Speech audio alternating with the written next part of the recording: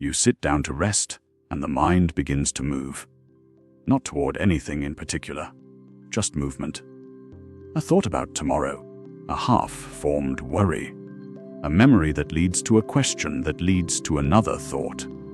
The body is still, but something inside keeps pacing. This is restlessness. Not the kind that makes you stand up and leave the room. The kind that lives beneath the surface, a low hum of unease. The mind that cannot settle even when there is nowhere it needs to go. It feels a little like static on an old radio. Not loud, not sharp, just a constant buzz between stations. You try to tune into stillness, but the signal keeps drifting. The mind reaches for something to hold, something to solve, something to plan. And when it finds nothing, it reaches again. Restlessness does not always announce itself. Sometimes it hides behind productivity, behind the need to check one more thing, to finish one more task, to make sure everything is in order. It can look like responsibility, it can feel like care, but underneath there is a tremor, a sense that if you stop moving, something uncomfortable will catch up. Worry is restlessness with a face. It gives the mind something to grip, a story about what might go wrong, a rehearsal of conversations that have not happened, a list of outcomes you cannot control. Worry feels purposeful. It feels like preparation, but it is not. It is the mind trying to solve the future, trying to make the uncertain certain, trying to hold what cannot be held. You might notice this most at night. The day is over. The tasks are done. You lie down, and the mind does not. It reviews what was said. It plans what must be done. It loops through scenarios, testing them, adjusting them, never quite finishing. The body wants rest. The mind wants resolution. And because resolution is not available, the mind keeps searching. This is not a failure. This is not weakness. This is what minds do when they have not been taught another way. The mind is built to solve problems, to scan for danger, to prepare and protect. Restlessness is the mind doing its job, even when there is no job to do, but there is a cost. Restlessness wears grooves into awareness. The more the mind paces, the deeper the path becomes. The habit strengthens. The body begins to expect tension. The breath becomes shallow, the shoulders tighten. Even when there is nothing to worry about, the system stays alert, waiting for the next thing. You can feel it in the chest sometimes, a tightness that does not quite hurt but will not release. Or in the hands, a need to fidget, to hold something, to move.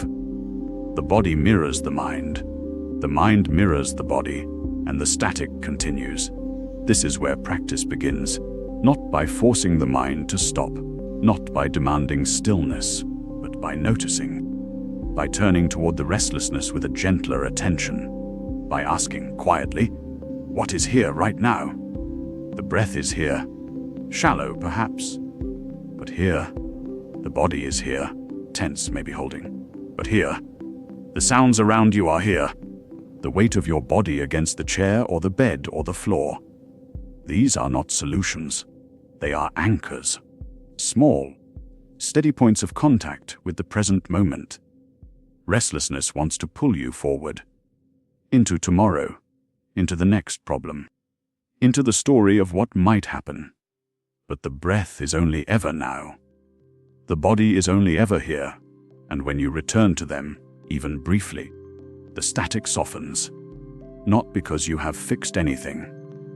Not because the worries have disappeared, but because you have stepped out of the current for a moment. You have found ground. This is not easy. The mind will resist. It will tell you that thinking is more important than breathing, that planning is more useful than presence, that if you stop worrying, you will miss something crucial.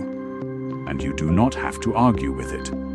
You can simply notice. Notice the thought, notice the pull, notice the tightness in the chest, and then gently return to the breath, Return to the body. Return to this moment exactly as it is. Not because this moment is perfect. Not because restlessness is gone, but because this moment is the only place where peace is possible.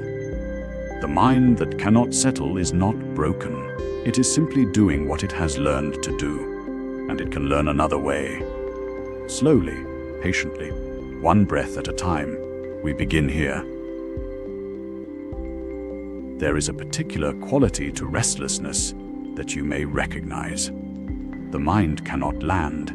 It moves from one thought to the next, then the next, without settling anywhere long enough to know what it is doing.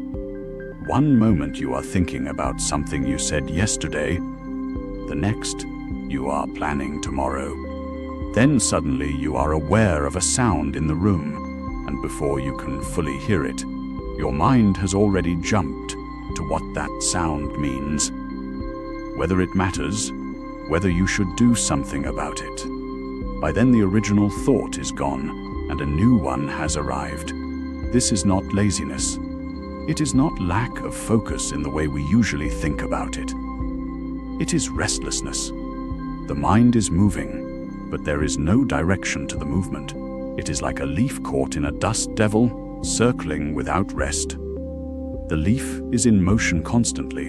It goes up, it goes sideways. It descends a little, then rises again. But it is not traveling anywhere.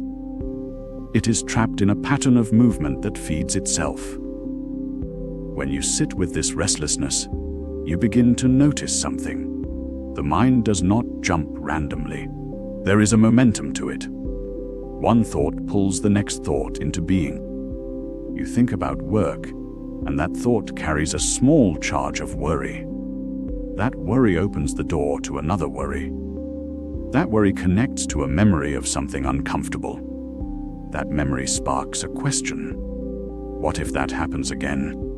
And now you are no longer thinking about work. You are imagining a future that has not arrived. But the mind treats this imagined future as real, as present, as something to be concerned about right now. The Buddha spoke of the mind as a wild horse. A wild horse does not stand still. It runs where it will, pulled by instinct and habit, until someone learns to sit with it gently, not to break it, not to force it into submission, but to sit with it, to be present with it, to let it know through your own stillness that there is another way to be. This is worth sitting with for a moment. The teaching is not that the mind should stop moving. It is not that you have failed because thoughts are still arising. The wild horse is not bad. Its energy is not wrong. But a wild horse that has never known a gentle hand will run in circles. It will exhaust itself. It will create the very thing it is trying to escape from. When you are caught in restlessness, you are often trying to escape it. You are trying to think your way to stillness. You are trying to solve the problem of the spinning mind by spinning it faster, in a different direction, toward a solution. This is the dust devil feeding itself. The more you move against the restlessness, the more momentum it gains. What changes is not the arrival of thoughts. What changes is your relationship to the arriving. When a thought appears, there is a moment before the mind jumps to the next one. There is a moment when you could simply notice, there is a thought. There is an impulse to follow it. There is a pull toward the next thing. In that moment, before the jump happens, you can name it silently, not out loud, not as a judgment, simply as a quiet recognition, jumping. That is what is happening right now. This is not trying to stop the jumping. You are not fighting the leaf in the dust devil. You are simply becoming aware that jumping is occurring. You are noticing the texture of it, the speed of it, the way one thought seems to demand the next, the way the mind does not rest between them. When you do this, something begins to shift. Not immediately, not dramatically, but over time, the quality of the restlessness changes. It is still there. Thoughts still arise. The mind still moves. But you are no longer caught in the movement. You are aware of the movement. You are sitting with it, the way the Buddha described, gently, not resisting, not pushing, simply present. The leaf in the dust devil does not stop being a leaf.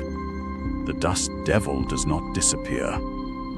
But if you are the leaf, and you become aware that you are caught in a dust devil, and you stop struggling against the wind, something becomes possible. The struggle was part of what kept you circling. Your resistance to the movement was part of the pattern. This is what it means to sit with restlessness. To notice when the mind jumps. To name it. To feel the texture of the jumping without trying to make it stop. To let the wild horse run while you remain still and present. Not because you have achieved something. Not because you have fixed the problem. But because you have stopped fighting the problem. And in that stopping, the energy that was going into the fight becomes available for something else. For awareness, for presence, for the simple experience of being alive right now, even while the mind is moving. The practice is there whenever you notice it. Whenever you feel the pull, the momentum, the jumping, simply name it, jumping, and return to what is actually here, not to what you are thinking about, but to what is actually present. The breath, the body, the space around you, the sound that is happening now, not the story about it. You know the feeling. Your mind is already 3 steps ahead, turning over what might happen tomorrow, or next week, or in some situation you cannot yet see clearly. There is a quality to this state. It does not feel like anxiety exactly. It feels like preparation. It feels responsible. Your mind is doing its job, you think. It is keeping you safe by rehearsing, by worrying through the details, by trying to see what might go wrong so you can meet it first. But notice something. Notice that worry does not actually change what will happen. It only changes what is happening right now, in your body, in your breath. Right now, while you sit or lie down, your shoulders are tight, your jaw is clenched, your stomach is held. The future you are guarding against is not here. Only the tension is. This is the thing about worry, it promises to be useful. It whispers that if you just think hard enough, turn the problem over enough times, you will find the answer. You will find safety. But the future has not arrived yet. And the mind that grasps at what has not yet come is like a hand reaching into smoke. The tighter you squeeze, the less you hold. In the old teachings, this grasping is called craving. Not just the craving for pleasant things, but the craving to control, to know in advance, to make certain what cannot be made certain. The mind does this naturally. It sees a gap between what is and what might be, and it tries to fill that gap with thought, with worry, with endless rehearsal. A bird builds its nest in a tree. It works carefully, weaving the branches, making it tight and secure. But the bird does not know if this tree will stand through the season. It does not know if a storm will come, if the wood will weaken, if the nest will hold. Yet the bird builds anyway, in the present moment, with what it has. It does not spend the night before building, rehearsing in its mind all the ways the nest might fail. It simply builds. And when the nest is done, it rests in it. But you are building the nest, and also standing outside it, worrying about whether it will hold. You are trying to control the outcome before the outcome has time to unfold. And in doing this, you are not actually preparing. You are only suffering in advance. The mind that worries believes it is gathering information about the future. But it is not. It is generating stories. It is creating scenarios. Some of these scenarios might happen. Most will not. and the ones that do happen will arrive with details you could never have imagined from where you sit now. Your worry will have been practice for a future that does not match reality when it comes. There is something worth seeing here. Worry feels like a strategy, but it is not a strategy. A strategy would be I see a problem. I think through what I can do about it. I make a plan, I act. Then I let it go. Worry is different. Worry is, I see a problem that does not yet exist. I turn it over endlessly. I cannot let it go. I feel like I should not let it go, because letting it go feels like abandonment, like carelessness. But holding it does not change it. Only your present moment changes. Only your breath, your body, your capacity to be here now. These change when you worry. The future remains untouched. This is where something quiet can happen. Not through force, not through trying to stop the worry. That only makes it tighter. But through a simple, gentle question asked without pressure. What am I trying to control right now? Not what should I do? Not how do I fix this? Just what am I trying to control? The answer will come. You might notice you are trying to control how someone will respond to you. You might notice you are trying to control whether something bad will happen. You might notice you are trying to control your own feelings about an uncertain situation. You might notice you are trying to control time itself, to make the future arrive so you can finally know. And when you see it, when you simply name it without judgment, something shifts. Not because you have solved the problem, but because you have seen the actual mechanism. You have seen that the bird is building a nest in a tree that may or may not stand, and the bird does not know this, and it builds anyway. You are not the bird. You know the tree might not stand, but you are also not the tree. You cannot control whether it stands. You can only feel the present moment, the breath moving, the body here, the mind spinning. In that seeing, the grip loosens, not all at once, but the quality changes. You are no longer trying to grasp smoke. You are simply noticing that the hand is closed and smoke is passing through your fingers anyway. This is not about becoming careless. It is about noticing where control actually lives and where it does not, and then, quietly, letting your attention come back to what is real, what is here, what you can actually meet. You know the feeling. The mind is moving fast. Thoughts arrive one after another, each one pulling your attention somewhere else. You sit down to rest, and instead there is this constant motion. A worry about tomorrow, a memory from this morning, a plan that needs adjusting, another worry. The mind becomes like a kite in wind, tugging upward, never settling, never still. And here is what often happens. You notice the restlessness, and you try to fix it. You tell yourself to calm down. You try harder to focus. You push against the feeling. But the pushing itself is part of the restlessness. It all stays up in your head. The thinking about the thinking, the worry about the worry, the mind chasing itself in circles while the rest of you waits below, forgotten. This is the real problem with restlessness. It is not that your thoughts are moving. Thoughts always move. The problem is that your awareness has left your body entirely. You have become only a mind, floating somewhere above yourself, disconnected from anything solid. And a mind without a body has nothing to anchor it, nothing to return to, so it keeps moving. There is an old teaching from Zen that speaks directly to this. When the mind is scattered, feel your feet on the ground, not as an idea, not as something to believe, but as a direct instruction, a way back. When you cannot settle the mind by force, you stop trying to settle the mind at all. Instead, you bring your attention down. You feel what is actually touching the earth right now. Think of a kite for a moment. A kite rises because the wind pushes it upward.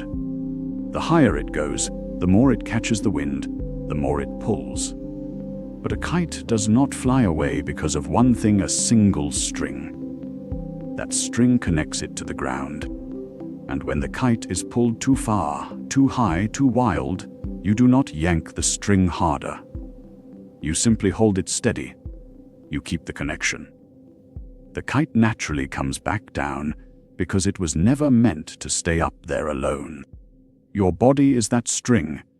It is always here, always now, always in contact with something solid. The earth beneath you, the chair holding you, the breath moving in and out. These are not distractions from your restlessness. They are the way out of it. They are the string that brings you back. When restlessness is strong, when the mind is scattered and worry is loud, there is often a strange reluctance to actually feel the body. It seems too simple, too obvious. The mind wants a solution that matches the complexity of the problem. But restlessness lives in complexity. It lives in the story, in the future, in the what-ifs. The body lives in simplicity, in sensation, in now. So here is what you can do. Not as a command, but as an invitation to notice something for yourself. Place one hand on your belly, not pressing, not holding tight. Just resting there, skin on skin if you can manage it, or over clothing. This simple gesture brings your attention down from your head into your body. It is a small movement, but it carries weight. Now feel the breath beneath your palm. Not the breath as a concept, not as something you need to control or perfect. Just feel the actual movement, the rise and fall, the expansion and release. Feel 3 breaths move beneath your hand. Just 3. This is not meditation practice in the formal sense. This is simply contact. This is remembering that you have a body, that your body is here, that it is breathing on its own, without your permission or your effort. The first breath, you may notice the belly rises and falls. There is warmth beneath your palm. There is movement. This is real. This is happening right now. The second breath, the mind might wander. That is fine. When you notice it has wandered, simply feel the breath again. The hand is still there. The belly is still moving. You have not failed. You have simply come back. The third breath, by now something may have shifted. The restlessness has not disappeared, but it has changed. It is no longer pulling you entirely upward. You are here too. You are in your body. You are on the ground. This is how the kite comes back down, not by fighting the wind, not by trying harder, but by remembering the string, by feeling it, by letting it hold you steady while the wind does what wind does. And when you stand up, when you move into your day, that contact does not disappear. You have felt it once. You know where it is. Your feet on the ground, your breath in your belly. The simple fact that you are here, in a body, right now. The restlessness may still come, but now you have a way back. There is a particular kind of suffering that comes not from pain itself, but from the belief that pain is all there is. You know this feeling, the mind churning, the body tense, thoughts arriving one after another, each one carrying a small weight of worry or urgency. And underneath it all, a kind of exhaustion, not from the restlessness itself, but from the certainty that it will never stop. This is the trap we fall into. We experience the surface of our own mind the way someone standing on a stormy shore experiences the ocean. The waves are real. The spray is real. The noise is real. And from that vantage point, it is easy to believe that the entire ocean is nothing but chaos, that there is no depth, that everywhere you look, there is only turbulence. But the ocean has a flaw. The depths do not move with the surface. While waves crash and foam breaks apart above, far below there is a kind of stillness that has never been disturbed. The pressure is even. The temperature is steady. Nothing down there reacts to the storm. The storm and the calm are happening in the same body of water, at the same time, in the same place. One does not cancel the other out. They simply exist in different registers. Your mind is like this. Not as a metaphor only, but as something you can actually sense if you pause long enough to notice. When you are caught in restlessness, you are identifying entirely with the surface. Your attention is pinned to the movement, the ripples, the spray. You feel the agitation and assume that is what you are. That is the whole story. But there is something in you that does not move with the worry. There is something that observes the restlessness without being swept up in it. That something is not trying to be calm. It is not working to achieve stillness. It is simply still. It was still before the restlessness began. It will be still after the restlessness passes. This is not a comforting idea to add to your collection of comforting ideas. This is something to actually taste. Most of us have never sat still long enough to discover this. We are too busy trying to fix the surface. We try to think our way out of worry. We try to relax our way out of tension. We try to distract ourselves from restlessness by finding something more interesting to do. All of these efforts are made from the surface of the water, trying to calm the waves by pushing on them. It does not work. The waves only become more complicated. What if you stopped trying to change the surface and simply noticed what does not move? This is simpler than it sounds, and much harder than it sounds for the same reason. Sit for a moment. Not with the goal of becoming calm, not with the expectation that anything should be different than it is. Just sit. Notice the restlessness if it is there. Feel the urge to move, to check something, to solve something. Do not follow it. Do not fight it either. Let it move the way waves move. Let it do what it does. And while the restlessness is happening, notice this. There is something in your body that is not restless.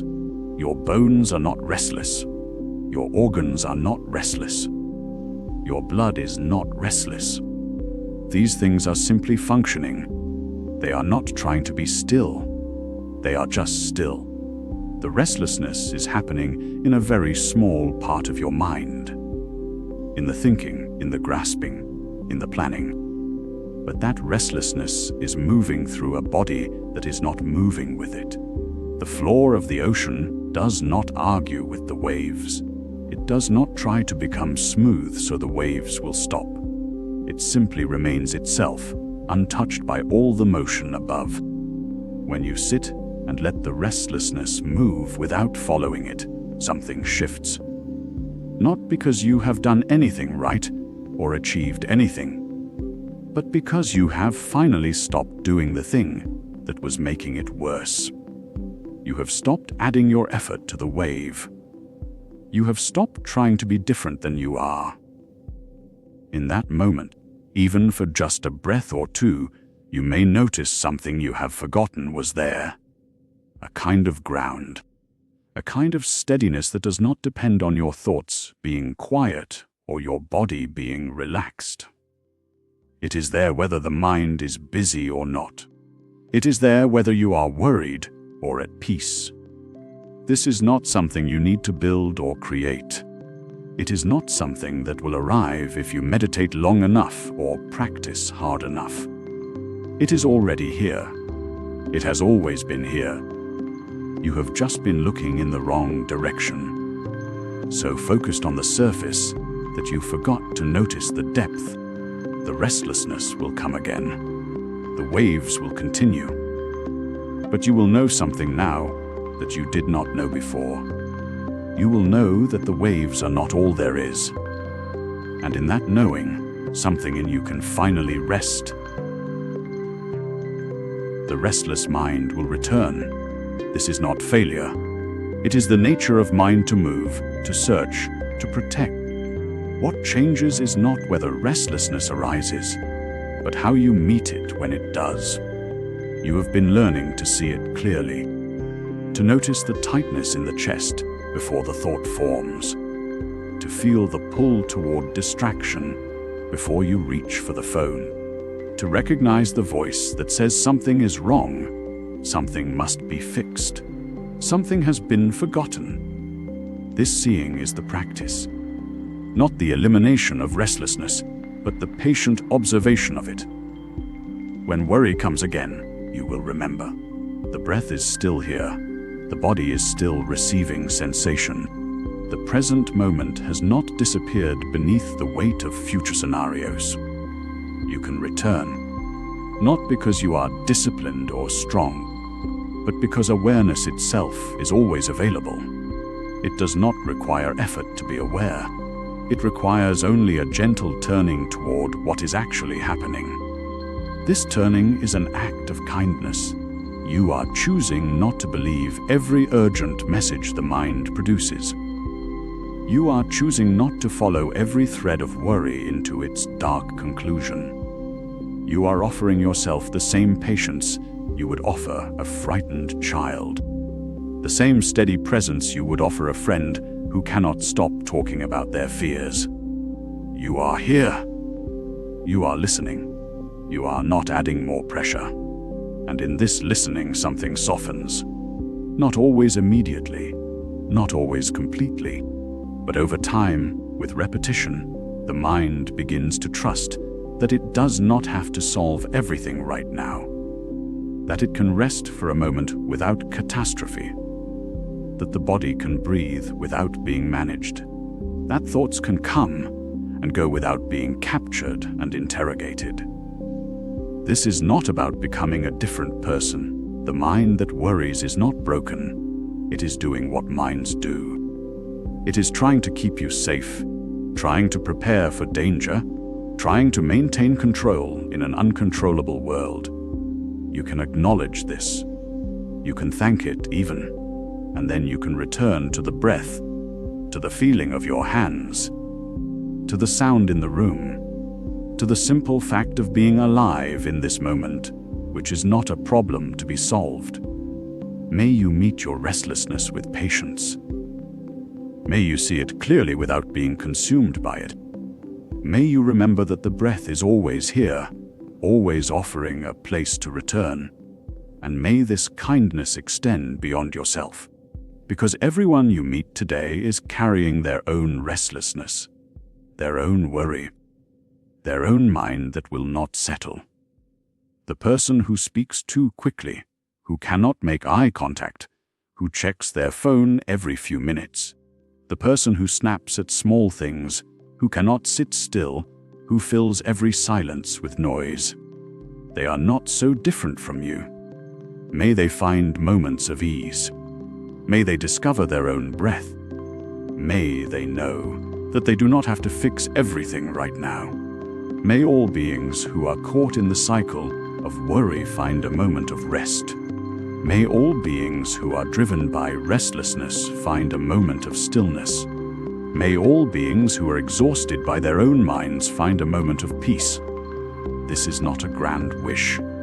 It is a quiet offering, a recognition that we are all walking through this together, all trying to find our way, all deserving of gentleness. You can carry this with you, not as a technique to apply, but as a quality of attention, a willingness to pause, to notice, to return, to begin again without judgment. The path is not about perfection. It is about this returning, again and again, with patience, with kindness. If you would like to continue, there are other explorations waiting, other aspects of mind and heart to observe with this same gentle attention. But there is no urgency. You can rest here. You can let this settle. You can simply breathe and know that this moment is enough. May you be at ease. May you be peaceful. May you know that you are exactly where you need to be.